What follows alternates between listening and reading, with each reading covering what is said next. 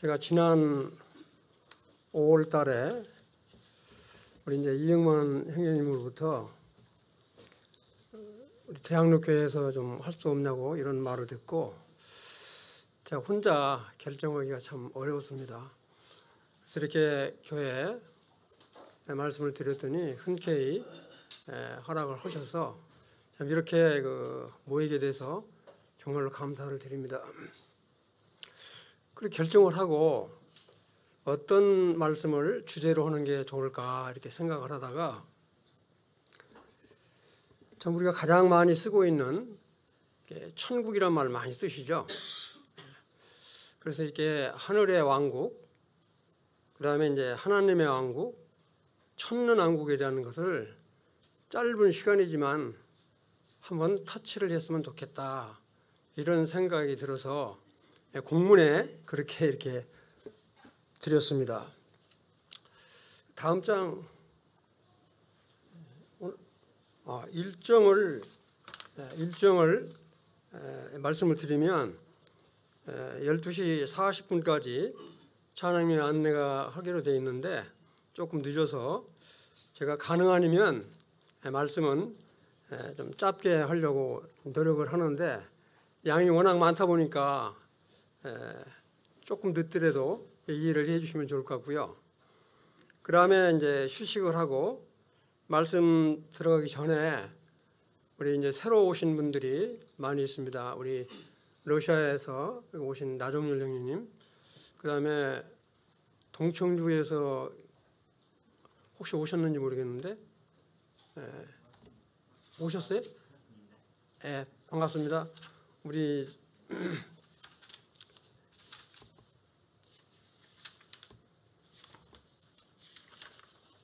이성희 형제님이 이렇게 오셨어요. 아주 멀리서 오셨는데 주님의 이름으로 이렇게 감사의 말씀 드리고요. 그다음에 우리 이영만 형님께서 말씀 드리기 전에 이렇게 인사를 하시고 나서 자유롭게 이게 한 두세 분 정도가 교제를 해주시면 좋을 것 같습니다.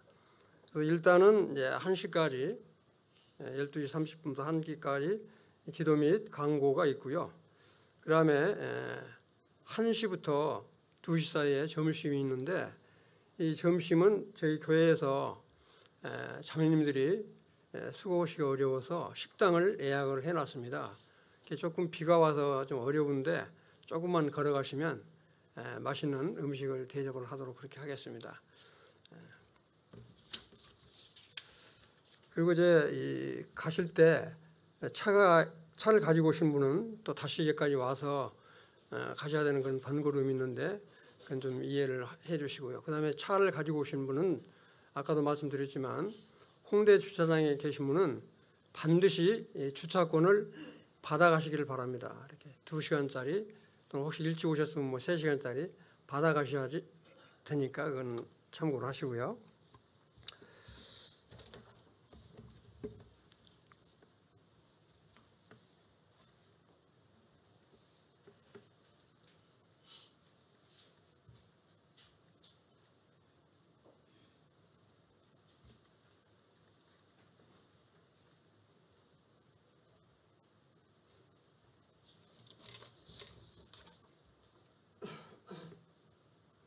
제가 어제 저녁에 늦게 날씨가 어떨까 해서 AI한테 물어봤어요. 그때 비가 온다고 그러더라고요. 그래서 오실 때 꼭 우산을 챙겨서 오시라고 문자에다 넣어드렸는데 비를 맞고 오신 분은 없는지 모르겠습니다. 일예보보다 AI가 더 잘 맞추더라고요. 그래서 아침에 일어나 보니까 구름이 잔뜩 끼어서 혹시나 했는데 역시 비가 오는군요. 그래서 이제 우리 보통 하늘 왕국의 시민이나 하나님 왕국의 시민으로 내가 이렇게 살아가고 있는지 아니면 세상의 시민으로 이렇게 살아가고 있는지 나의 정체성은 어떤지 깊이 생각을 해 보셨을 것으로 생각이 됩니다. 보통 우리가 이제 장례식장에 가면 그런 말을 많이 하죠. 천국에 가셨거나 하나님 나라에 들어가서 편히 쉬실 것입니다. 이런 표현들을 많이 해요. 그러면 이런 하늘의 왕국이나 하나님의 왕국이 꼭 이게 죽어서만 가는 곳이냐? 여러분 어떻게 생각하세요? 죽어서만 가는 거라고 생각을 하십니까? 아니면 정말 우리가 살아서도 그대로 하늘의 왕국이나 하나님의 왕국에 들어가야 된다라고 생각을 하시나요? 근데 우리 이제 침례 요한이 우리 주님보다 이렇게 6개월 먼저 오셨잖아요. 이제 새로운 시대가 열렸는데 마태복음 3장 2절에 보면 침례 요한이 뭐라고 이야기하냐면 회개하라 그렇게 하면서 하늘의 왕국이 가까이 왔다 이렇게 말을 해요. 그리고 4장 17절에 가면 이번에는 주님이 또 그렇게 말씀을 하세요. 회개하라 하늘의 왕국이 가까이 왔다 이렇게 표현을 합니다. 이제 그런 거를 이렇게 보면 정말 침례 요한은 메시아로 오신 우리 주님이 오셨기 때문에 새로운 시대인데 여전히 유대주의자들, 종교주의자들은 옛 그런 그 율법에 매여서 종노릇 하고 있는 그런 모습을 보면서 회개하라라고 지금 이렇게 이야기를 하고 있습니다. 우리 주님도 마찬가지로 자기가 이 땅에 정말 왕으로 오셔서 땅과 왕은 있는데 뭐가 없어요? 자기 백성이 지금 없어서 백성을 삼기 위해서 말하는 줄 안 듣잖아요. 그러니까 너희들이 이렇게 회개하라. 그 다음에 뭐냐면 하늘의 왕국이 가까이 왔다. 이렇게 말씀을 하고 계십니다. 왕이 되려면 땅과 왕과 백성이 있어야 되는데 땅과 왕은 있는데 실제 다스릴 백성들이 지금 우리 주님이 생각하시기에 영 아니거든요. 그러니까 회개하라고 그러는데도 회개를 안 쳐. 그런 것을 우리가 볼 수 있는데 근데 그 참 마태복음 13장에 보면 놀라운 부분이 나오죠. 하늘의 왕국의 비유를 7가지 예를 들어 쭉 설명을 해요. 바로 그건 뭐를 의미하냐면 하늘의 왕국을 이야기를 하면서 뭐를 이야기하냐면 알곡과 가라지 비유를 하죠. 그럼 하늘의 왕국에는 뭔만 있어야 돼요? 알곡만 있어야 되잖아요. 근데 가라지가 나오거든요. 그 다음에 또 뭐가 나옵니까? 뭐 누룩의 비유가 나오잖아요. 이 누룩 같은 부패한 것들이 하늘의 왕국에 있어서는 안 되잖아요. 그 다음에 또 뭐가 나와요? 이렇게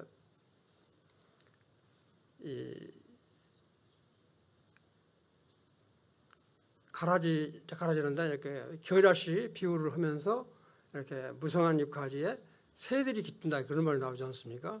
근데 이 새는 좋은 게 아니잖아요. 하늘의 왕국에 왜 이와 같은 좋은 것만 있어야 되는데 심지어는 이렇게 그물로 걷어들었을 때 나쁜 고기와 좋은 고기가 나오잖아요. 그럼 하늘의 왕국에 좋은 고기만 있어야지 왜 나쁜 고기가 있냐 이거죠. 바로 이건 뭘 의미냐 하면 정말 이 하늘의 왕국이라고 하는 그런 부분에 정말 이 알곡과 가라지와 같은 이 교회 시대를 말은 않지만 교회라는 말은 없습니다. 없지만 교회 시대가 쫙 깔려 있는 것들을 볼 수가 있습니다. 그런 것들을 이렇게 살펴보면 우리 하나님께서 그렇게만 말씀을 하고 계시나 하면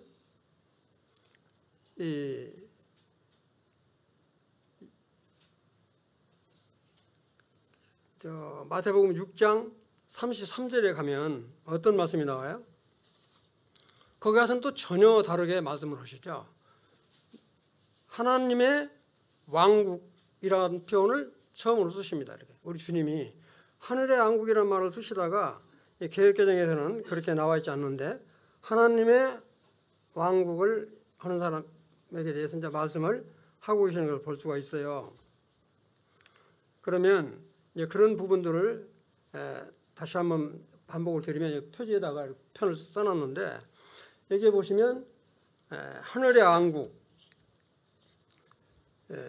우리 이 하늘의 왕국이란 말을 개역개정에는 천국이란 표현을 이렇게 쓰고 있죠. 천국. 그래서 저는 처음에는 몰랐었는데 나중에 알고 보니까 이 번역 천국이라고 하는 번역이 그렇게 싹 좋은 건 아니지 않나 이런 생각을 해보게 됐습니다. 그 다음에 하나님의 왕국이라는 표현을 하나님의 나라라고 표현을 하고 있습니다. 하나님의 나라. 그 다음에 새하늘과 새 땅. 그 다음에 이제 천년왕국이라는 것은 이따 좀 말씀을 드리도록 하겠어요. 그런데 이 왕국이라는 표현이요, 성경에 약 360번 정도 나와요. 왕국이라고 하는 말이. 그런 놀라운 건 뭐냐면 하늘의 왕국이라고 하는 표현은 마태복음에서만 31번이 나옵니다. 그 다음에 하나님의 왕국이라고 하는 말이 마태복음에 5번이 나와요. 그러니까 우리 주님이 하늘의 왕국을 말씀을 하시면서 하나님의 왕국에 대한 말씀도 하고 계시는 것을 보게 되면 틀림없이 이 하늘의 왕국과 하나님의 왕국에 어떤 차이점이 있는 것을 볼 수가 있어요. 그런데 놀랍게도 이 마태복음을 제외한 다른 데서는 전부 하늘의 왕국이란 말은 없고 하나님의 왕국이라는 표현만 쓰고 있습니다. 디모데후서 2장에만 보면 그 헤븐리 킹덤, 그래서 하늘 왕국이라는 표현을 쓰고 있어요. 그런 걸 보게 되는데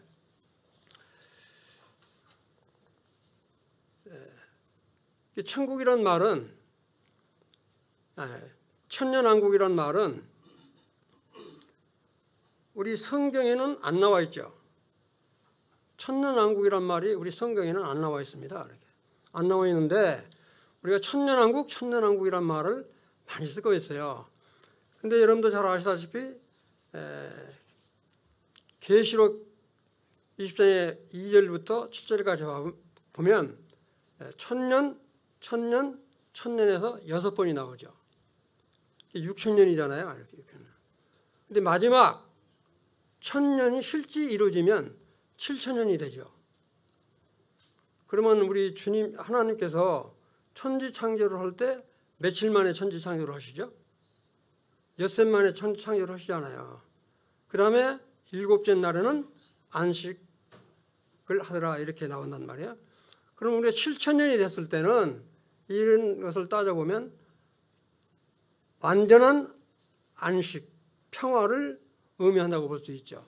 비록 천년왕국이란 말은 없지만 마지막 이 천년이 바로 천년왕국이 되는 겁니다. 그렇게 이제 분별을 할 수 있을 것 같아요. 그래서 이와 같이 하늘의 왕국, 하나님의 왕국, 천년왕국까지를 이 짧은 시간에 다 이렇게 설명한다는 것은 상당히 무리가 있기 때문에 제가 여기다가 그 필요한 장절은 전부 써놨어요. 그래 시간이 없으니까 성경은 찾지는 않겠습니다. 그냥. 또 우리 주님이 이제 마태복음 21장 31절에 보면 이런 말이 나와요. 진실로 내가 너희에게 이르노니 세리들과 장녀들이 이 바리새인 너희들보다 먼저 하늘의 왕국에 들어간다고 않고 하나님의 왕국에 들어간다라고 말씀을 하고 계십니다. 그 다음에 마태복음 25장에도 쭉 보면 우리 열처녀의 비유를 할 때 하늘의 왕국이라는 말을 쓰죠. 하늘의 왕국. 하늘의 왕국이라는 말이 마태복음 25장에 2번이 언급이 됩니다.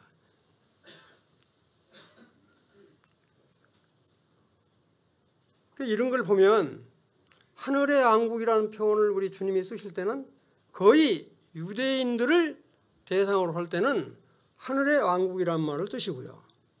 그다음에 하나님의 왕국이라는 말을 쓸 때는 유대인들이나 이방인들을 향해서 말씀을 하실 때는 거의 마태복음에서 하나님의 왕국이라는 표현을 쓰신 것을 볼 수가 있습니다.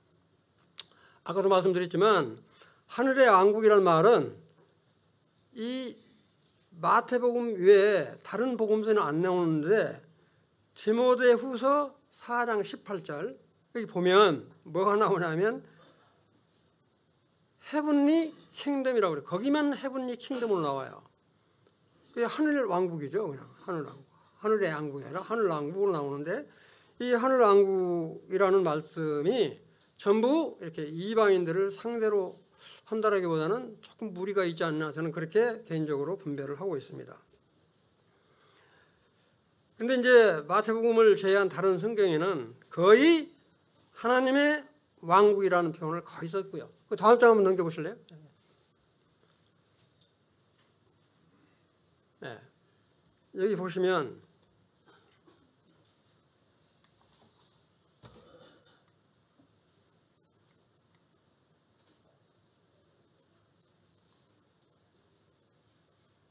제가 이거 정리를 다 이렇게 해놨는데 저 위에 보면 하늘의 왕국이라고 표현을 좀 녹색 비슷하게 되어 있는 부분 있잖아요.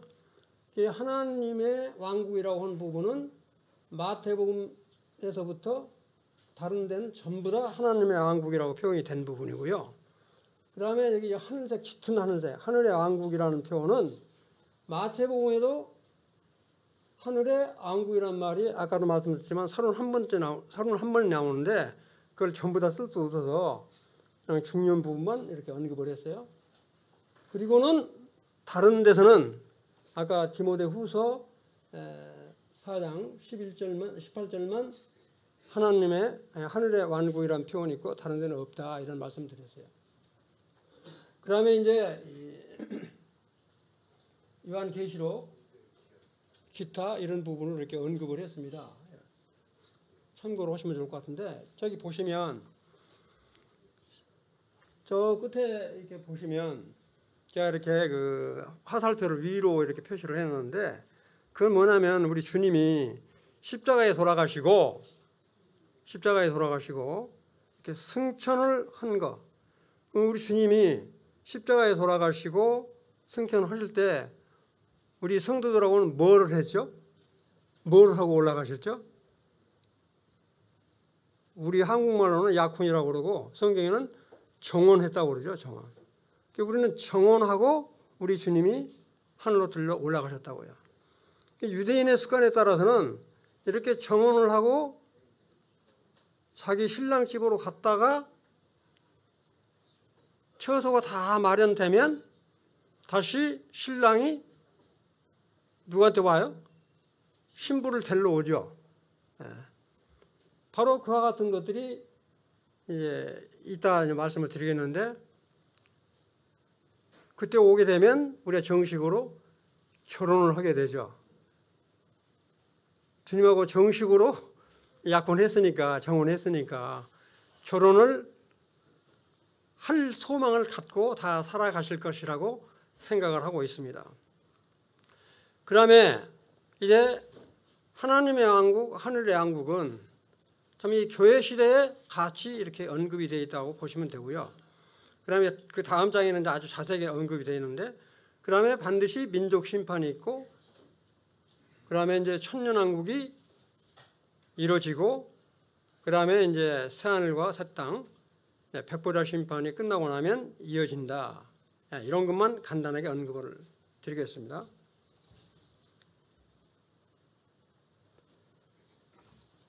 그 다음 장 한번 넘겨보실래요? 이거는 미국의 클라이렌스 라킨이 이렇게 기록해 놓은 그 책이 있는데 아주 표현을 잘 해놨더라고요. 이게 보면 하나님의 왕국과 하늘의 왕국을 이렇게 잘 비교를 해놨어요.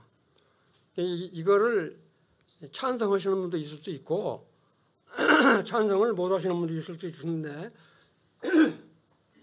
참고하시면 좋겠다 이렇게 해서 참고로 말씀을 드리면 여기 보시면 제일 가에 이렇게 녹색처럼 비슷하게 되어 있는 부분은 하나님의 왕국으로 되어 있고요. 하나님의 왕국으로. 그 다음에 가운데 보면 신비 속의 왕국이라고 하는 부분은 우리 교회 시대에 진실로 구원받은 무리들을 아마 이렇게 의미하는 것 같아요. 그 다음에 여기 보면 보이는 교회라는 표현이 있죠. 중간에 보이는 교회. 보이는 교회라고 하는 말은 기독교계, 예를 들어서 뭐 장로교라든지 뭐 침례교라든지 뭐 감리교라든지 이렇게 구원받지 않는 무리들을 통틀어서 기독교계라고 표현을 합니다. 근데 여기 보시면 보이지 않는 교회라고 가운데 쏙 들어가 있는 부분이 있어요. 보이지 않는 교회, 영적 교회. 다시 말씀드리면 아까 어떤 말씀드리냐면 이렇게 알곡, 그다음에 좋은 고기 이런 사람들은 바로 여기 보면 이렇게 진주나 알곡이나 이런 부분들은 휴거돼서 올라간다 이런 표시를 해 놨고요. 그다음에 이제 보이는 교회, 기독교계는 전부 다 7년 환란을 거쳐서 이렇게 불문에 떨어지는 것으로 표현을 했더라고요. 이런 걸 보면 아까도 말씀드렸지만 하늘의 왕국은 주로 이 유대인들을 향해서 말씀을 하시고 하나님의 왕국이라고 하는 부분은 유대인들뿐만 아니라 이방인들을 향해서 말씀을 하셨기 때문에 이 표현을 그렇게 한 것 같아요. 이 하나님의 왕국이 하늘의 왕국보다는 조금 넓은 의미로 썼지 않나 그렇게 이렇게 표시를 한 것 같아요. 그 다음에 이제 여기 보시면 우리 주님이 왕으로 이제 돌아오신다. 이건 뭐냐면 이제 우리 시단 계림을 하신 부분이에요. 그래서 이제 이때도 시단 계심해서 25장에 보면 마태복음 25장에 보면 민족 심판이 있잖아요. 민족 심판이 끝나면 천년왕국으로 들어간다고요.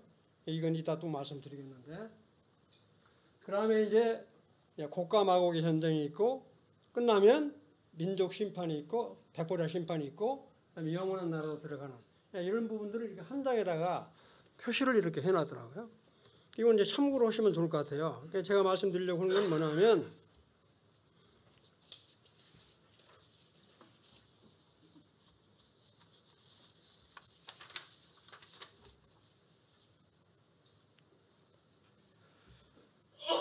그 다음 장 한번 넘겨주실래요? 그 다음 장 한번 보시면 요거는 이걸 설명을 하려면 7년 설명하려면 다니엘의 70일을 언급을 하는데 요건 뭐 복잡하게 길게 설명드리기가 다 어려우니까 그냥 도표만 보여드릴게요. 반드시 7년 환란을 통과할 때는 다니엘의 70일을 우리가 무시할 수 없잖아요.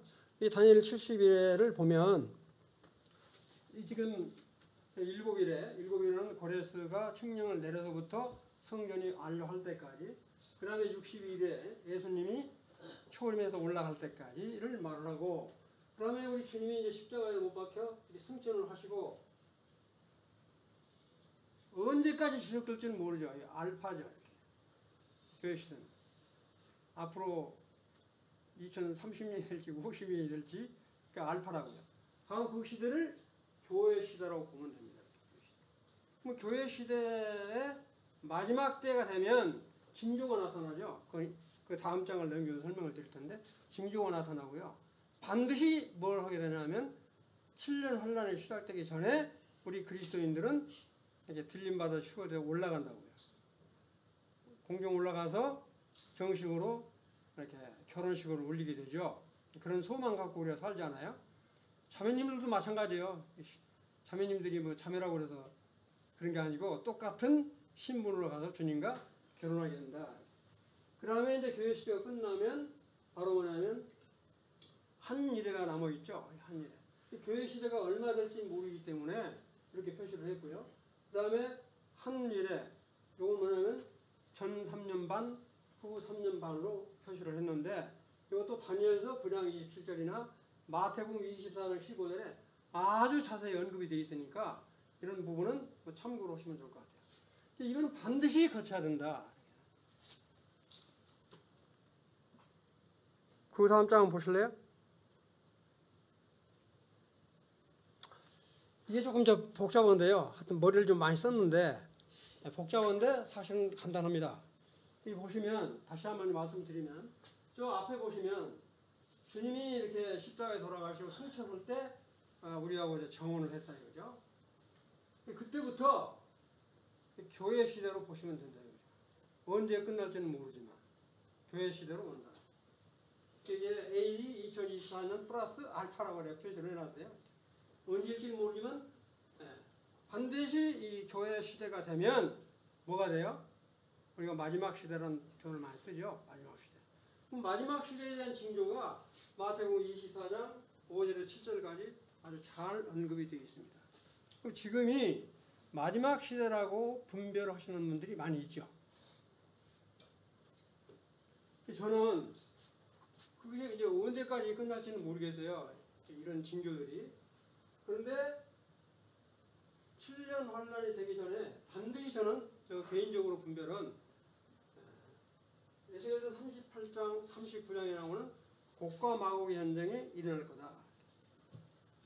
곡과 마곡의 전쟁은 7년 환란 바로 직전에 일어나는가.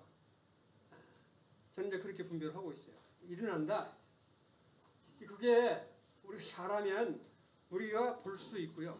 못 볼 수도 있죠. 근데 그건 장담할 수는 없으니까. 반드시 그게 있을 거다.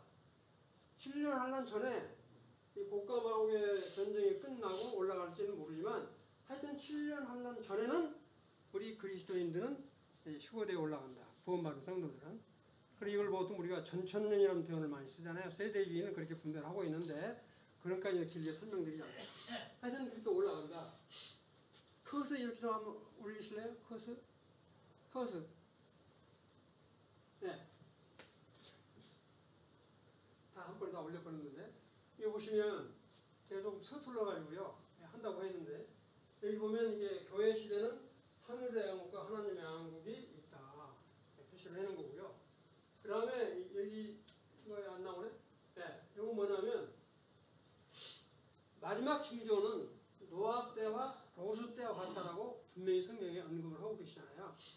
그럼 여러분들 생각하시기에 지금 이 세상 돌아가는 거 보면 노아의 때, 롯 때가 거의 다 됐다라고 생각하죠. 동서해가 이렇게 창고를 때가 없었어요. 동서해. 저도 이게 뭐 몇십 년 전만 해도 근데 요새는 키회 축제라든가 이런 걸 하는 거 보면 기도 안 차잖아요. 그러니까 어떤 참 유튜브를 보니까 부끄러워서 볼 수가 없어요. 근데 이게 어디서 동성애 축제가 가장 크게 일어나냐면 참 하나님의 께서 다스시고자 했던 이스라엘에서 세계에서 가장 큰 동성애 축제를 1년에 2번씩 하고 있어요. 하나님 보시기 얼마나 민망하시겠어요? 그래서 정말로 이렇게 가까이 왔다. 그렇게 볼 수가 있기 때문에 그건 제가 일일이 성경 찾아보지 않을게요. 그러면 이제 보시면 아까 말씀드린 대로 시구가 되고 전 3년 반에 나와 있는 부분은 이건 설명을 드렸고요. 그 다음에 이 전 3년 반에 일어나는 일들은 마태복음 24장 9절부터 14절까지 언급이 아주 잘 나와 있습니다. 이때 전 3년 반은 그냥 견딜만 해요. 그런데 이 적그리스도가 이 이스라엘하고 이렇게 계약을 맺잖아요. 7년 동안 계약을 딱 맺고 딱 3년 반이 되면 그때 적그리스도가 내가 하나님이다. 나를 섬기라고 이야기를 할 때 그때서야 이스라엘 백성들이 속았구나. 그때부터 적그리스도에 의해서 엄청스럽게 큰 핍박이 일어나죠. 엄청스럽게 큰 핍박이 일어나요. 이거는 이따 장수를 한번 보여드리겠는데 엄청 큰 이렇게 핍박이 일어나요. 한마디로 하면 성전이 아주 이렇게 폐허가 되고 그 다음에 유대인 핍박이 엄청 많이 일어나는데 여기 보면 내가 이렇게 언급을 해놨어요. 이게 참고로 하시면 되겠어요? 다니엘서 보면 1260일이 나오고요. 그 다음에 1290일이 나오고요.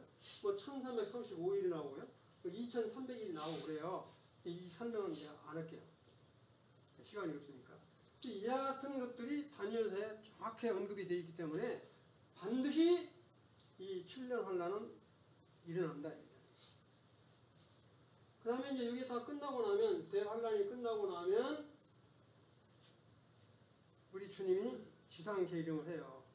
이 지상 재림하는 부분이 마태복음 29장 31절에 오면 지상 나팔 소리와 함께 우리 주님이 갈람산에 이렇게 내려오신다고요. 그때 내려올 때 어떻게 돼요? 전 세계에 흩어져 있는 유대 민족들을 전부 다 불러 모은다고 그랬어요. 그러고 나서 이제 마태복음 25장에 딱 넘어가면 뭐예요? 민족 심판이 일어나죠. 민족 심판이 일어나면 양과 염소 여기 있잖아요. 양과 염소 보이나요? 보이시나요? 이 염소 민족, 양 민족. 그 다음에 여기에 뭐가 있냐면 이네들 내 형제. 그리고 이 사람들이 누구냐면 바로 유대 민족들입니다. 심판 하실 때 심판의 기준이 뭐냐? 이네들 내 형제. 유대 민족들에게 잘한 사람. 그 25장에 쭉 나오잖아요. 그 일일이 다 설명 안 이렇게.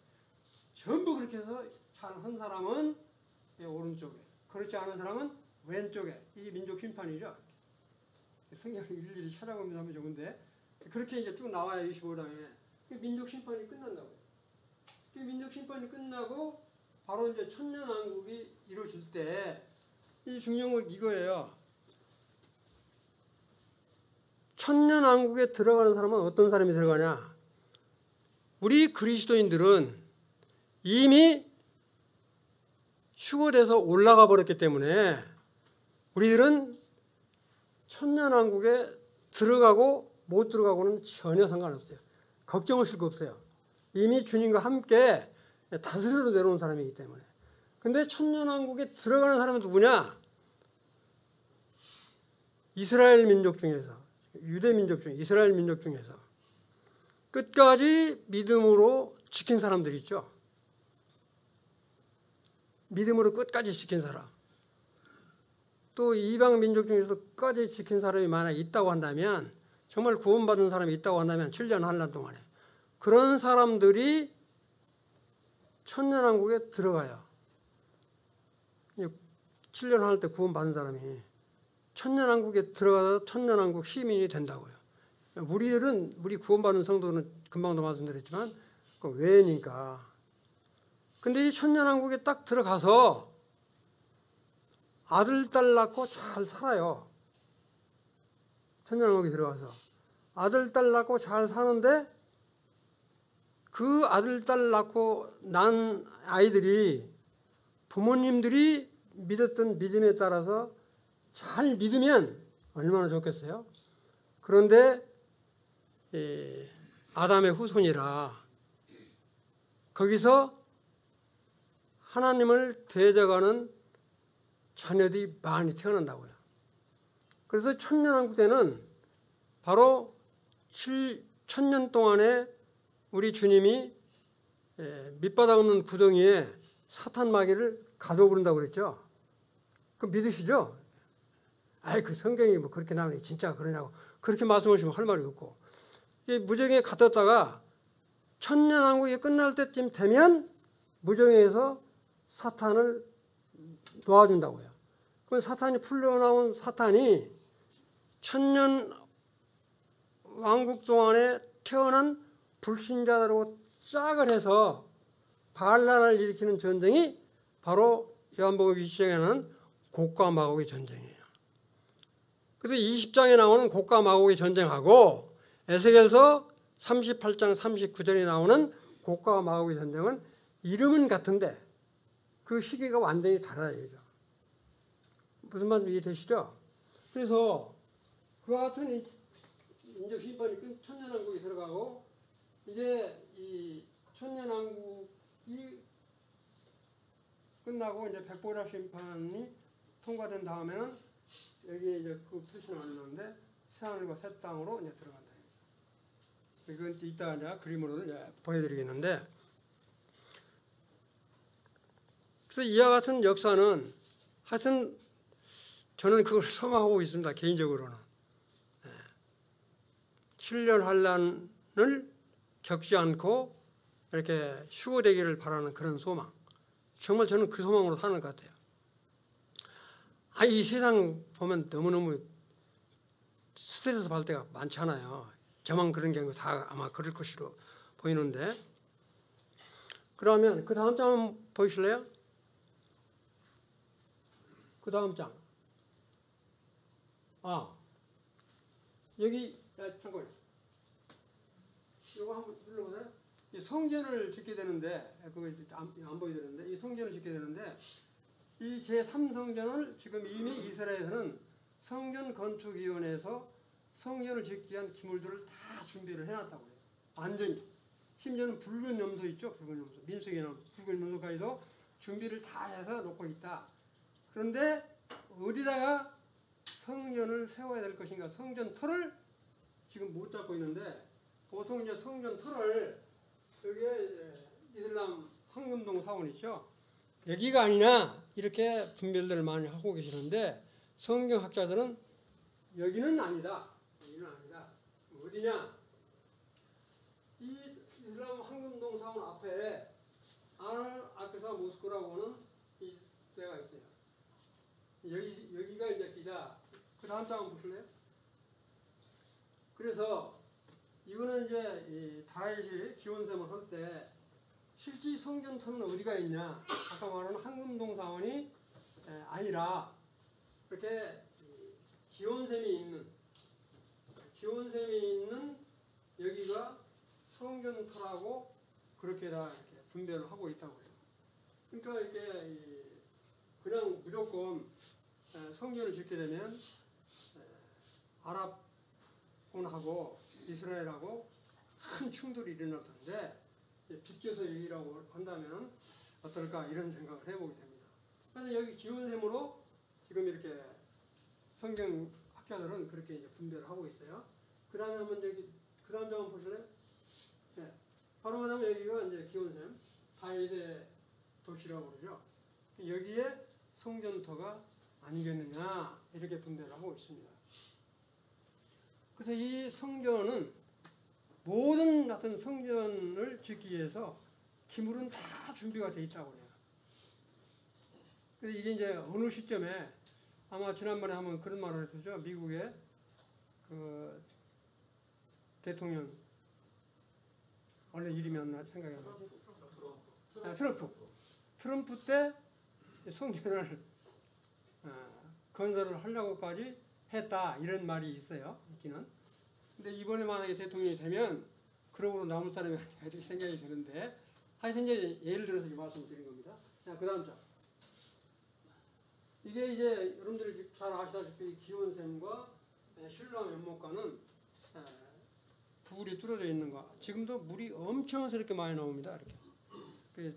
제사를 지으려면 수천 마리의 짐승을 잡아야 되기 때문에 짐승을 잡아서 그 피를 없애려면 물이 풍부해야 되잖아요.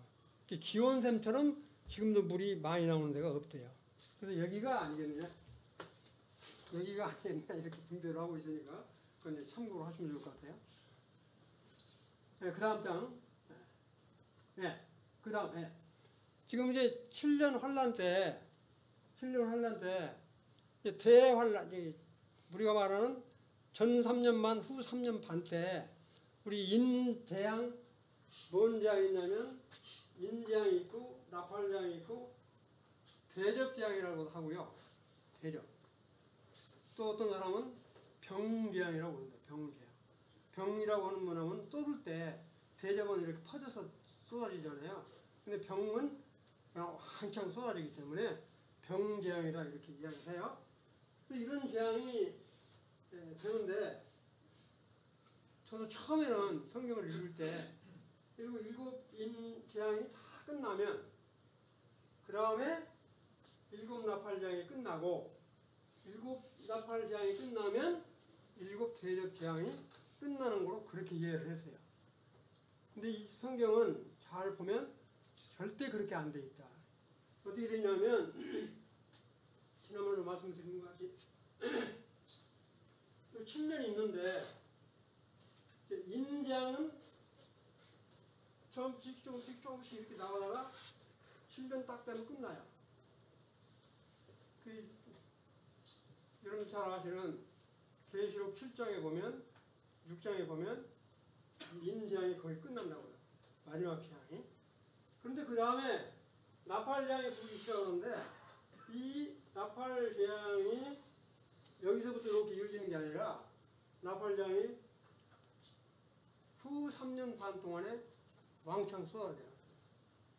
그러다가 바로 이어서 병재앙이 왕창 쏟아지기 때문에 이 3년 반 동안에는 재앙이 중첩적으로 이렇게 쏟아져서 엄청스럽게 큰, 그래서 대환란이라고 합니다. 우리가 환란이라고 할 때 이 7년 전체를 대환란이라고 않고요. 후 3년 반을 대환란이라고 해요. 도저히 사람이 견딜 수 없는 그런 환란이 일어난다. 참고로 이렇게 하시면 좋을 것 같아요. 이런 그 다음 장 한번 보실래요?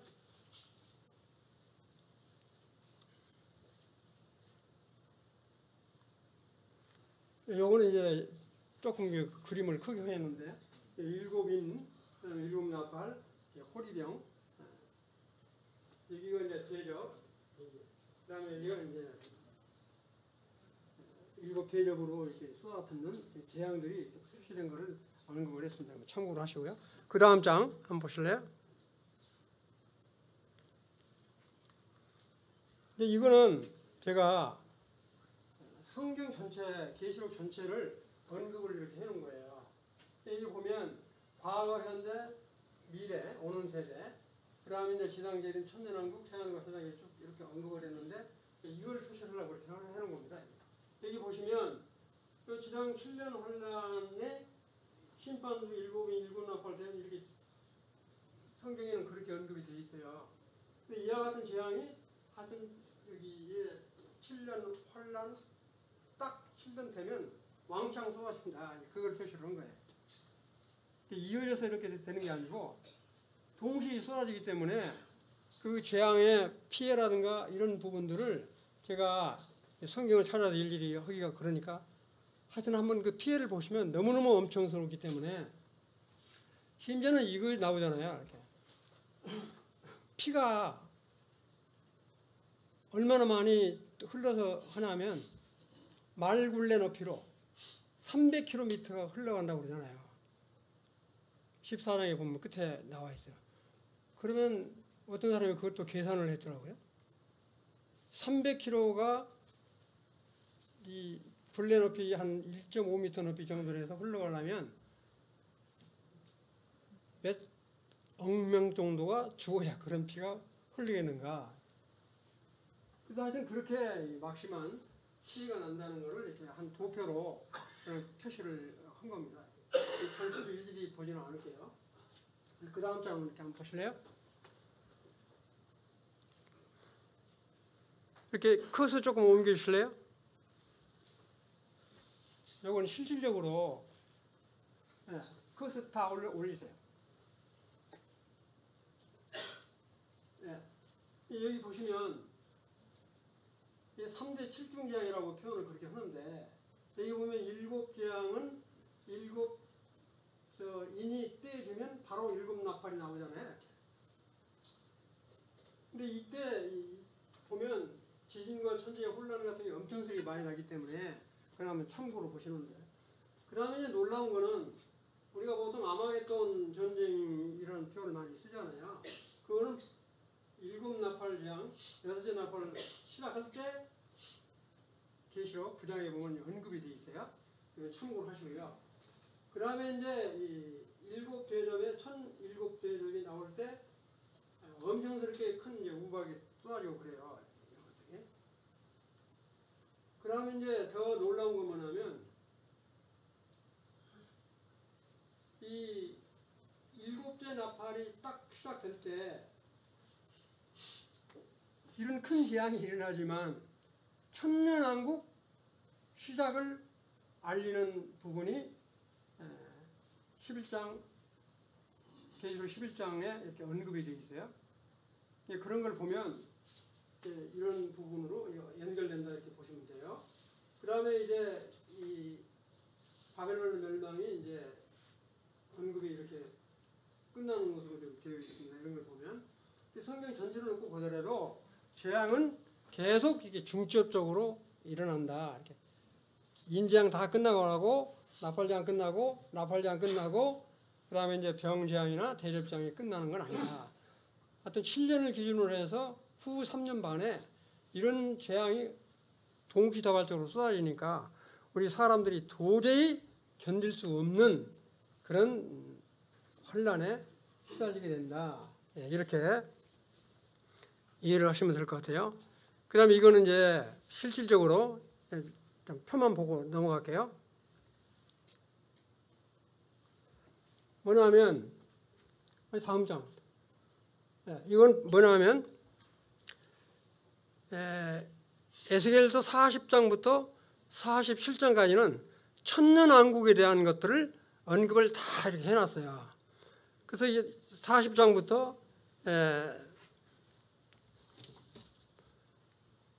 42장까지는 에스겔 성전 모형도를 다 언급을 해놨습니다.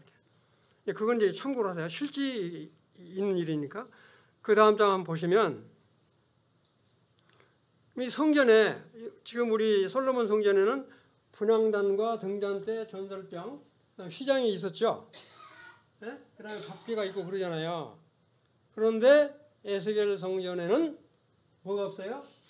분향단, 등잔대, 전설병, 휘장 없어요. 뭔만 있냐? 여기 보면 나무 제단만 되어 있습니다. 이 나무 제단은 바로 우리 주 예수 그리스도를 의미하죠. 나무 제단만. 휘장도 없고 지성소도 없다 이거죠. 그렇게 되어 있어요. 쭉 구조를 보면. 그다음에 이제 그 다음 장 한번 보실래요? 이제 에스겔서 43장부터 46장까지는 실제 제단에서 어떻게 제사를 드리는 거냐 하는 것들이 언급이 되어 있어요. 한번 생각해 보시면 아니 천년왕국인데 무슨 유월절이 있고 속죄단이 있고 이러냐 번제를 드리고 근데 다 나와 있어요. 이 에스겔 43장부터 46장까지는 제사를 드리는 그런 부분들이 아주 잘 언급이 되어 있습니다. 이런 부분들이. 그러니까 이거는 바로 뭐냐면 우리 이방인들한테 해당되는 게 아니고요. 이스라엘 민족한테 해당되는 부분입니다. 우리가 뭐 제사 드리고 그런다는 게 아니라 이스라엘 민족들은 지금도 이 성전을 짓고 제사 드리는 것을 얼마나 고대하고 있는가. 이거는 우리가 이제 참고로 하는 것이고요. 이 같은 경우는 전부 다 유대인들이 이렇게 해야 되는데 유대인들이 이런 성경을 보고도 안 믿으니까 이스라엘 사람들이 간증을 하는 거 보면 참 놀라운 게 지금도 예수 그리스도를 메시아로 인정을 하고 있는 사람은 1%도 안 돼요. 지금 이스라엘 돌아온 사람들 중에서. 그런 말까지 하려면 시간이 없는데 거의 안 되고요. 거의 99%는 안 믿는다고요. 그런 건 참 너무 놀라워요. 이런 거를 통해서 이스라엘 사람들이 회심하고 돌아오도록. 지금 이스라엘 사람들이 성경을 읽고 구원받고 돌아오는 장이 이사야 53장이래요. 그게 뭐냐면 이스라엘 사람들이 이렇게 회당에 지금도 미국이 회당이 제일 많죠. 회당에 미국 사람들이 이렇게 돌아가면서 성경이 있는데 다 읽다가 53장이 되면 딱 건너뛴대요. 53장은 아예 안 읽는 거야. 근데 어떤 이 랍비가 제 믿는 성도가 이사야 53장이라고 말을 않고 써서 53장을 써서 이거 한번 읽어보시고 이 사람이 어떤 사람이겠느냐 물어보니까 이 사람이 예수지 누구냐고 자기 입에서 그런 말이 나온 거예요. 랍비 입에서. 그래서 이건 내가 지어내서 쓴 글이 아니고 바로 당신이 읽고 있는 성경 이사야 53장을 펴보시고 한번 읽어보시라. 그래서 구원받고 돌아온 사람이 엄청 많대요. 실화가. 그러니까 지금도 이스라엘 사람들 중에서 예수 그리스도를 믿지 않는 사람이 엄청 많다고 그래요. 오직 믿고 돌아오는 사람은 거의 이사야 53장을 읽고 돌아오는 사람이 그렇게 많다. 그건 이제 참고로 하시고요. 그 다음 장 빨리빨리 넘길게요. 이제 여러분들 여기는 뭐냐면 우리 에스겔 47장을 보면 뭐가 나와요? 이 성전 그 문지방에서 물이 나오죠. 이렇게 물이. 47장 1절에서부터 5절까지 보면 성전에서 이렇게 물이 동편으로 흘러서 쭉 흘러나와요. 그런데 이 물이 이렇게 처음에는 500m, 그래서 이 발목에 찬다고 그러죠. 그 다음에 500m, 그 다음에 이제 무릎까지 찬다고 그러고, 그 다음에 500m 허리 차고, 그 다음에 이제 500m, 한 2000m 가면 이제 헤엄치는 그런 물이 나와요. 그리고 혹시 이거를 우리 계시록, 요한계시록 21장에 나오는 물하고 같은 거 아니야 그러는데, 여기 성전에서 나오는 물은, 에스겔 성전에 나오는 물은 보통 우리가 생수라고 그러고요. 에스겔서에 나오는 물은, 그 다음 장 한번 넘기실래요? 그 다음 장. 그 다음 장. 이건 뭐냐면 이제 어린 양 보좌에서 흐르는 물은 생수가 아니라 생명수라고 그러죠. 이렇게.